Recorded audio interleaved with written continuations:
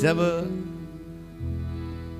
इतना सुना उस सखी के मुख से, अच्छा इसीलिए शास्त्र कहते हैं कि हमेशा कथा सुननी चाहिए। भगवान का प्रेम बढ़ता है कथा श्रवण करने से। किसी के प्रति आपका प्रेम दो कारण से होता है, या तो आप उनको देखो, ठीक है, तो आपका प्रेम बढ़ जाएगा, या किसी के बारे में सुनो, तो हम तो भगवान की महिमा सुने तो भगवान से प्रेम बढ़ेगा। और सुनो, यहाँ तो साक्षात प्रेम के प्रतिमूर्ति भगवान श्री राम विराजमान हैं, और जिनको देखा है उस सखी ने, और देखने के बाद जब जाकर माँ जानकी से सारी बातें कही, उसके बाद तो माँ जानकी के नेत्र अत्यंत चंचल हो गए। कब उनके दर्शन होंगे, कब दर्शन होंगे? सुनो भाई, यही प्रेम का स्वभाव है। कभी मतलब के लिए तो कभी दिल्लगी के लिए, कभी मतलब के लिए तो कभी दिल्लगी के लिए। हर कोई मोहब्बत ढूंढ रहा जिंदगी के लिए। इस दुनिया में मोहब्बत हर किसी को चाहिए। मैंने प्रथम दिवस भी कहा था कि प्रेम के बिना संसार की कल्पना नहीं हो सकती। यहाँ पर जो कथा सुना रहा हूँ ये जगदीश्वर और उसकी माया जगदीश्वरी का प्रेम है, ये लौकिक प्रेम नहीं है, इस बात को ध्यान रखना। जहां पर विषय और वासनाएं होती हैं वो प्रेम नहीं होता, वो केवल आकर्षण होता है, वो केवल आकर्षण होता है। जहां पर वासनाएं निहित होती हैं वहां पर प्रेम नहीं होता। कुछ लोग कहा करते हैं कि हम प्रेम करते हैं। जो प्रेम आधुनिक जगत में बदनाम प्रेम है वो प्रेम नहीं होता। प्रेम में अलग ही विलक्षण ताकत होती है। चंचल हो उठे माँ जानकी के नेत्र, कब देखने को मिलेंगे, प्रभु के दर्शन कब होंगे। अब वहां से सखियों के साथ निकल पड़ी। वो जो सखी थी आगे आगे गई। इसलिए हमें चाहिए कि जीवन में सदगुरु को आगे लगा दे। अगर भगवान के दर्शन करने हो, भक्ति के प्राप्त होने के बाद भी अगर भगवान के दर्शन करने हो तो सदगुरु को आगे लगाना चाहिए। वो जो सखी थी वो सदगुरु हैं, जो पहले राम जी को देख चुकी हैं, उसका अनुभव कर चुकी हैं। इसलिए गुरु जब भी भगवान के मार्ग में लगाता है, भगवान की दिशा देकर गुरु वहां से विदा हो जाता है। गुरु बीच में विक्षेप नहीं होता। आजकल बहुत सारे गुरु ऐसे हैं जो कि भगवान के कारण वो गुरु बन गए हैं, लेकिन गुरु बनने के बाद उनको लगता है कि बस मेरी पूजा किए जाओ, भगवान की तो छोड़ दो। मैंने बहुत जगह देखा है कि लोगों ने भगवान की तस्वीरों को, भगवान की प्रतिमाओं को उठा के फेंक दिया, गुरु की लगा दी है। या कई जगह मैंने देखा है कि भगवान की फोटो तो नीचे पड़ी हुई है और गुरु जी ऊपर टंगे हुए हैं। तो ये अशास्त्रीय है, अमर्यादित है। ठीक है, गुरु की अपनी जगह है, लेकिन गुरु अपनी भूमिका निभाकर वहां से साइड हो जाता है, बगल हो जाता है। सखी कहती है, जानकी देखो ओ रहे गौर और सांवले सरकार सामने हैं। ऐसा कहकर वो सखी एक पेड़ की छाए में जाकर, ओट में जाकर फिर से राघव जी को निहारने लगती है, क्योंकि उसकी प्यास बुझी नहीं है। वो कहती है कि अब मुझे झुंड में नहीं रहना है, अब तो मुझे अकेले में राघव जी का दर्शन करने दो। सीता जी को दिखाकर, संकेत करके, राम जी का संकेत करके सखी हट जाती है। और यही गुरु का काम होता है। एक बार बता दे कि भगवान ओ रहा, जा तू देख ले, तू अपना मजा ले ले, लेकिन मेरा मजा किरकिरा मत कर। उसका नाम है गुरु। जो गुरु स्वयं भगवान को भूल चुका है, जिसको भगवान से कोई लेना देना नहीं, केवल उसने अपना व्यापार का एक आडंबर खड़ा किया हुआ है, वो गुरु कभी तुम्हें राम जी का दर्शन नहीं करा सकता। वो देख राम जी, यूं कहकर वहां से सखी हट गई और अपने आनंद में रम गई। अब जानकी जी थोड़ा सा विचार करती हैं, किस बहाने से देखूं। लालची नेत्र अंतिम में जाकर जैसे ही राम जी को देखा है, राम जी को देखने के बाद मानो कि नयन चकोर हो गए हैं। जैसे चंद्रमा को अपलक चकोर देखता रहता है, उसी प्रकार अब चकोर हो गए नेत्र, अपलक देखने लगी माँ जानकी।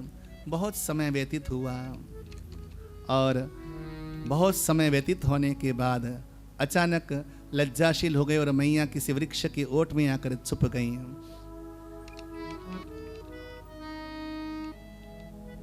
खड़ी की खड़ी रह गई, स्तंभित हो गई। सखियां आपस में मंथन करने लगी। एक कहती है कि धनुष कैसे तोड़ेंगे और दूसरी कहती है कि इनके चमत्कार तो नहीं जानती। एक ही धनुष एक ही तीर में ताड़का राक्षसी को ऐसा मारा कि गिरी तो गिरी रह गई। बड़े चमत्कार हैं इनके चरणों से उड़ने वाले। एक धूल कण रज कण के द्वारा अहिल्या का उद्धार हो गया। ऋषि पत्नी ये बड़े चमत्कारी हैं। इस प्रकार की चर्चाएं करने लगी। मां जानकी को बड़ा संतुष्ट हुआ। इधर जब लखनलाल जी और राम जी ने मां जानकी को देखा तो लक्ष्मण को दिखा करके राघव ने कहा, लखन ये देखो, ये वही जनक नंदिनी है जिनके लिए स्वयंवर कला का आयोजन किया गया है। ये लखन, ये गौरी पूजा के लिए मां की आज्ञा से आई है। न जाने क्यों इसको देखकर, इनको देखकर मेरा मन सहज में मथित हो रहा है, मंथन हो रहा है मेरे मन का। रघुवंशियों का सहज स्वभाव है कि कभी जीवन में पर नारी की ओर गलत दृष्टि से देखता ही नहीं। रघुवंशी कभी पर नारी की ओर कुदृष्टि डालता ही नहीं। न जाने क्यों आज मेरा ये शुद्ध मन, विशुद्ध मन, परिमार्जित मन सहज में आकृष्ट हो रहा है। जिनकी अलौकिक शोभा को देखकर मेरा पवित्र मन मोहित हो रहा है। ये सब विधाता ही जाने। अच्छा सुनिए, ये किससे कह रहे हैं? अपने छोटे भाई से। हाँ, बड़ा भाई कभी छोटे भाई से इस प्रकार की बातें कहेगा? अरे लड़की मुझे अच्छी लगती है, हाँ, न जाने मेरा दिल उसके प्रति ज़्यादा आकृष्ट है, ऐसा बोल सकता है बड़ा भाई? छोटा तो बोल भी देगा, लेकिन बड़े के पास मर्यादा होती है। लेकिन यहाँ तो मर्यादा की अंतिम सीमा है राम जी। लेकिन उनकी शुद्ध वृत्ति को देखो, उनका शुद्ध मन देखो। छोटे भाई से कह डालते हैं मन की बात। कोई दुराव नहीं राम जी के हृदय से, इसलिए उनका नाम लक्ष्मण है। जो राम जी की मन की बात को समझे उसी का नाम लक्ष्मण है। जो राम जी के मन को देख सके, लक्षति मनम इति लक्ष्मणः, जो राम जी के मन को समझ सके उसका नाम लक्ष्मण है। इस प्रकार चर्चा होती है। अचानक लता की ओट में छुपी हुई मां जानकी पुनः राम जी का दर्शन कर पाती है। अब तो मानो कि ऐसा लगा कि मां जानकी का हृदय ही निकल करके चला गया हो।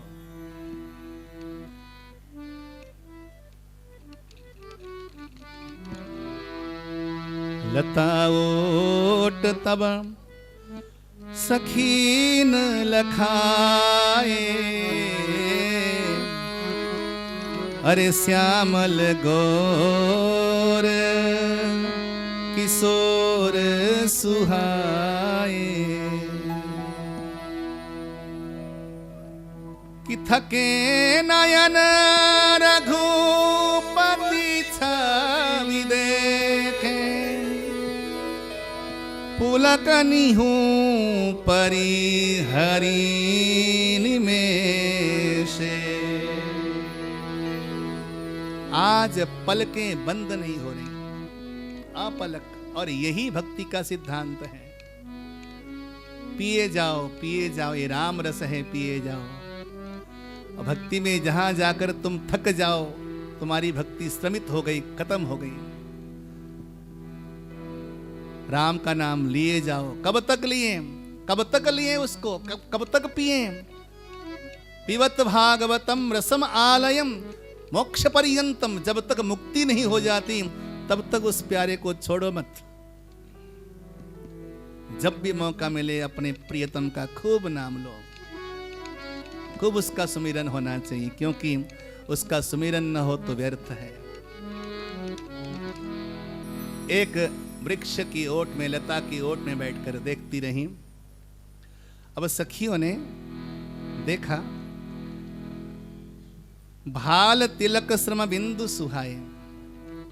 सखियों ने जानकी को दिखाया, कहा है जानकी, जब तक धनुष टूटेगा नहीं तब तक तुम्हारी इनसे शादी होगी नहीं, तो बेकार के लड्डू मत खा।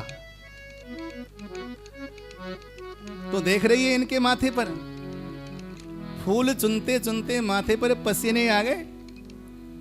फूल चुनने पर जिनके माथे पे पसीने आ गए, वो इतना विशाल विराट कठोर धनुष कैसे तोड़ेगा? इसलिए बेकार के सपने देखना बंद कर दे। सखियां दो तरह की होती हैं। अगली सखी आकर बोली, बकवास बंद कर, ऐसे बोलती रहती है, इनकी महिमा को तो नहीं जानती। इनके पांव से निकलने वाले रजकण के माध्यम से एक अहिल्या नाम की नारी जो कि शापित थी, तर गई। ये चमत्कारी हैं। देखना, मेरा मन कहता है कि धनुष यही तोड़ेंगे। कुतूहल है आपस में। अब तीसरी सखी कहती है, अरे इनको देखने के चक्कर में समय ज्यादा हो गया। अरे सीते, आप यहां आई क्यों थी? एकदम से सजग हो गई। अरे मैं तो गौरी माता का पूजन करने आई थी। तो बगीचे के बीच में बड़ा सुंदर मंदिर बना हुआ, माँ गौरी का पूजा करने के लिए निकल पड़ी। जैसे ही गौरी माता के मंदिर में पहुंची,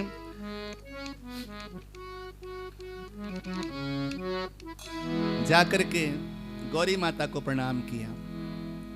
एक बड़ी प्यारी सी बात सुनना, जो प्रेम है ना, प्रेम हमेशा एक तरफा होता है। प्रेम दो तरफा नहीं होता। प्रेम दो तरफा है इसकी कोई गारंटी नहीं। मैं समाज में लाखों करोड़ों लोगों को मैं जानता हूं, समझता हूं, पढ़ता हूं, जो कहते हैं कि मैं तो प्रेम तुमसे ही करता हूं, लेकिन चक्कर और कहीं कहीं भी होता है। कहानियों में हमने पढ़ा, हर जगह देखा भी हमने समाज में। तो प्रेम हमेशा एक तरफा होता है और प्रेम पाना नहीं होता। प्रेम, कभी आपने देखा कि प्रेम पाया? नहीं, प्रेम किया। प्रेम केवल किया जाता है। इसलिए हमारे बड़े प्रसिद्ध संत रहे स्वामी राम तीर्थ, उन्होंने बड़ी सुंदर बात कही, इश्क एक तरफा, इश्क दो तरफा नहीं, इश्क एक तरफा में यूं मसरूर हो जाऊंगा मैं, राम तुम होंगे शम्मा और काफूर हो जाऊंगा मैं। काफूर कहते हैं पतिंगे को, शम्मा कहते हैं दीपक को। दीपक कभी किसी पतिंगे से प्रेम नहीं करता, उसे जलने से मतलब है। राम तुम होंगे शम्मा, लेकिन मैं पतिंगा हूं, मैं जलने के लिए हूं। मैं तुमसे प्रेम करता हूं, तुम में जाकर जल जाना मंजूर है, लेकिन तुम्हारा प्रेम त्यागना मंजूर नहीं। राम तुम होंगे शम्मा और काफूर हो जाऊंगा मैं। आगे और क्या कहते हैं, मैं चाहूं तो चाहूं पर तुम न मुझे चाहना, क्योंकि मेरा प्रेम करने का स्वभाव है। मैं चाहूं तो चाहूं पर तुम न मुझे चाहना, तुमने अगर चाहा मुझे तो मगरूर हो जाऊंगा मैं। तुमने अगर चाहा मुझे तो मगरूर हो जाऊंगा मैं अगर मांगूं कभी, राम सुनना ध्यान से, मैं अगर मांगूं कभी तो कुछ न देना तुम मुझे। मैं अगर मांगूं कभी तो कुछ ना देना तुम मुझे, वरना प्रेमी नहीं मजदूर हो जाऊंगा मैं। वरना प्रेमी नहीं मजदूर हो जाऊंगा मैं। प्रेम केवल किया जाता है, प्रेम पाया नहीं जाता। और ध्यान रखो, तुम बस प्रेम करने वाले बनो, प्रेम करने वाले बनो। एक बहुत गहरी बात बता देता हूं, लेकिन प्रेम में जलना भी एक अलग मजा है, प्रेम में मरना भी एक अलग मजा है। भंवरा कमल से प्रेम करता है, वो बाबरा जानता है कमल में जाऊंगा, पराब का पान करूंगा, शाम को सूर्यास्त होगी, सूर्यास्त होते कमल बंद हो जाएगा, दम घुटकर मैं मर जाऊंगा। अच्छी तरह से भंवरा जानता है, लेकिन प्रेम में ऐसा पगला वो जाता है, जाकर कमल का रस पराग पान करता है, सूर्यास्त हो जाता है और उसी में बंद होकर मर जाता है। मरना मंजूर है लेकिन प्रेम त्यागना मंजूर नहीं। ये प्रेम का स्वभाव है।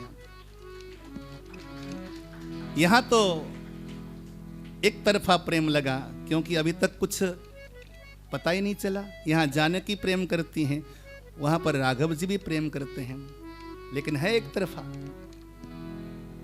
कैसे जनाओगे कि सामने वाला भी प्रेम करता है? क्या गारंटी है तुम्हारे पास? दुनिया में कोई ऐसी चीज है कि कोई परख ले कि ये भी मेरे से प्रेम करता है? लड़कपन छोड़ दो कि किसी लड़की ने तुम्हारी ओर देख लिया और तुम फिदा हो गए, अरे वो मेरे से प्रेम करती है। ये प्रेम का कोई लक्षण नहीं है।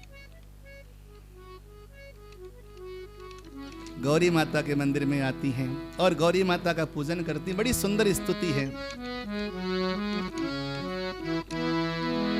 जय जय गिरिवर राज किशोरी, जय जय गिरिवर राज किशोरी, जय महेश मुखचंद चकोरी, जय महेश मुखचंद चकोरी, जय गजवदन सडानन माता, जय गजवदन सडानन माता, जगत जननी दामिनी स्तुति गाता, जगत जननी दामिनी स्तुति गाता।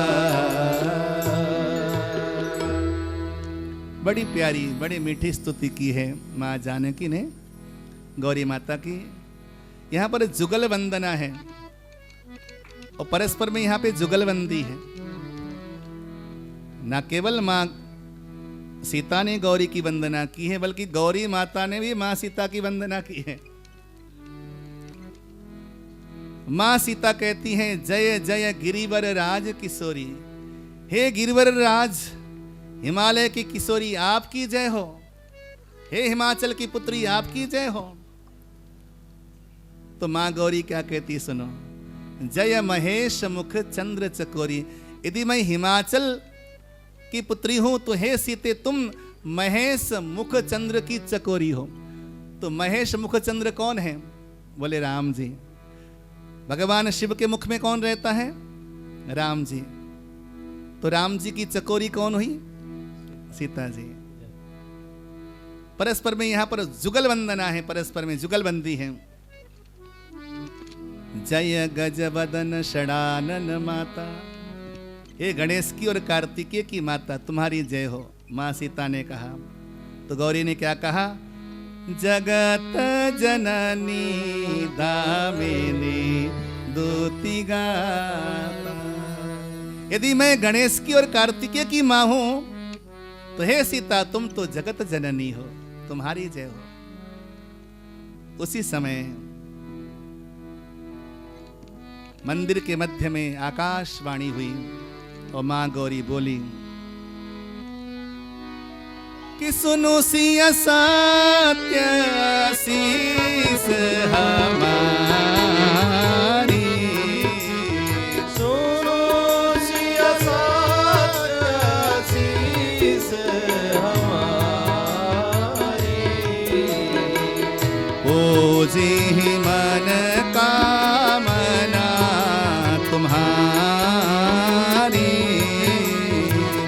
ओ जी मन कामना तुम्हारी। नारद वचन सदा सोची साचा, नारद वचन सदा